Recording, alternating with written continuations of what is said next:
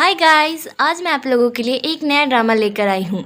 ये एक ongoing drama है जिसका नाम थ्योरी ऑफ 21 डेज है। आशा करती हूँ कि आप लोगों को ये ड्रामा अच्छा लगेगा। तो चलो ड्रामा शुरू करते हैं।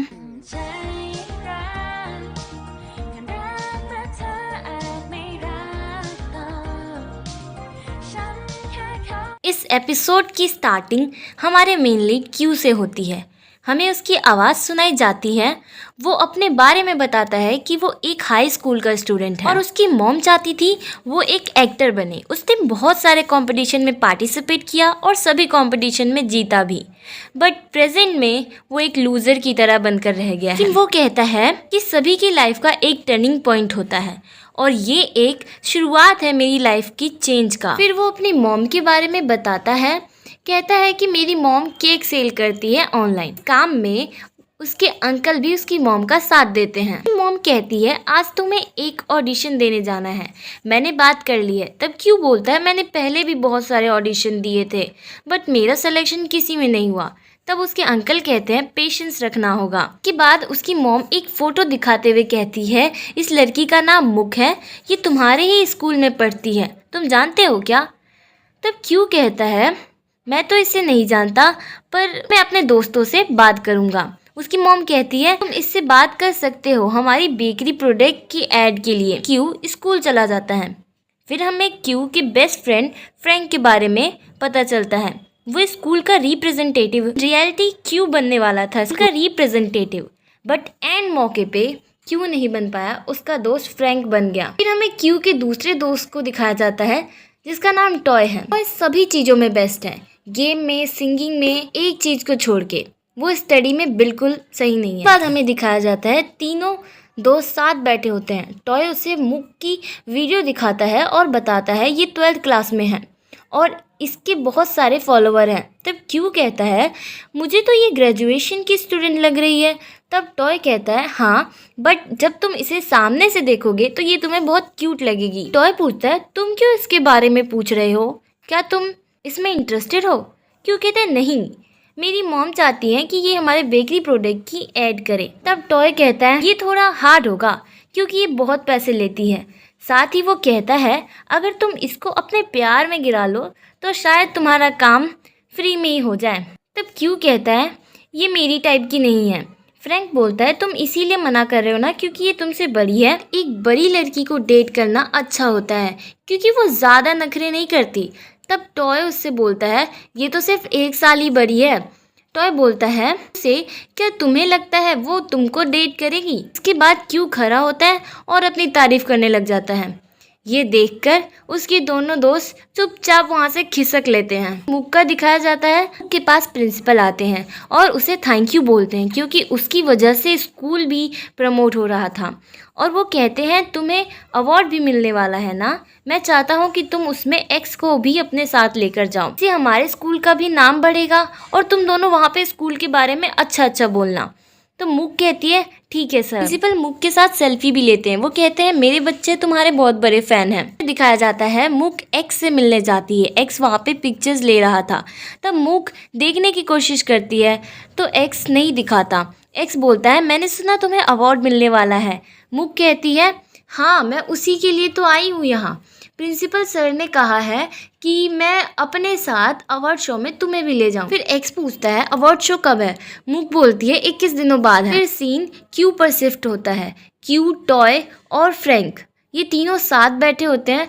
क्यू पूछता है टॉय और फ्रैंक से कोई मेरे साथ चलेगा क्योंकि मैं ऑडिशन देने जा रहा हूँ और मैं वहाँ पे अपने टर्न का वेट करते करते बोर नहीं होना चाहता।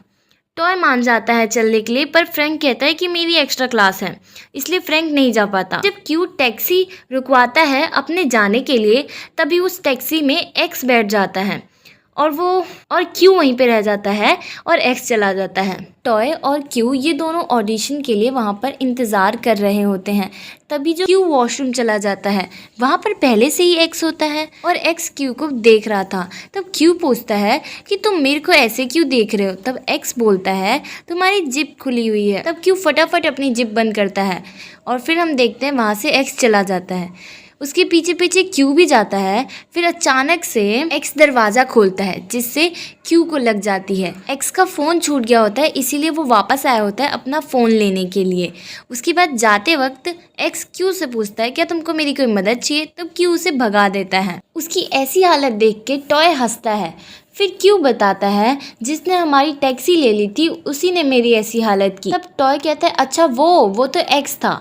और फिर टॉय एक्स की तारीफ करने लगता है कि वो हैंडसम है, वो स्मार्ट है और स्कूल में सभी उसको जानते हैं। फिर सीन फ्रैंक पर शिफ्ट होता है। फ्रैंक के पास मिंड आई होती है जो कि एक मेडिकल स्टूडेंट होती है और फ्रैंक को पढ़ाने के लिए आई होती है। उसके बाद हमें क्यू और टॉय का दिखाया जाता है। टॉय क्यू की पैंट सुखा रहा होता है, लेकिन ऐसा लगता है कि वो दोनों कुछ कर रहे हैं। तभी वहाँ पर लेडी आ जाती है और वो शॉक हो जाती है। टॉय उसको पंखा दिखाता है। फिर वो लेडी क्यू को ऑडिशन के लिए अंदर लेके जाती है। क्यू को एक्स के साथ एक्ट करना होता है। उसके बाद सीन फ्रैंक पर शिफ्ट होता है। फ्रैंक मिंड की बहुत तारीफ कर रहा था और ऐसा लग रहा था कि जैसे फ्रैंक तो पड़ गया प्यार में। फिर हमें दिखाया जाता है एक्ट के बाद क्यू और टॉय घर जा रहे होते हैं। तभी एक्स कहता है मेरा फ़ोन नहीं मिल रहा है। वो क्यू को बोलता है कि क्या मैं तुम्हारे फ़ोन से अपने फ़ोन पर कॉल कर सकता हूँ। तब क्यू टॉय को कहता है फ़ोन देने के लिए, बट टॉय गेम खेल रहा होता है इसीलिए वो अपना फ़ोन नहीं देता है, जिस वजह से लास्ट में क्यू को ही अपना फ़ोन देना पड़ता है।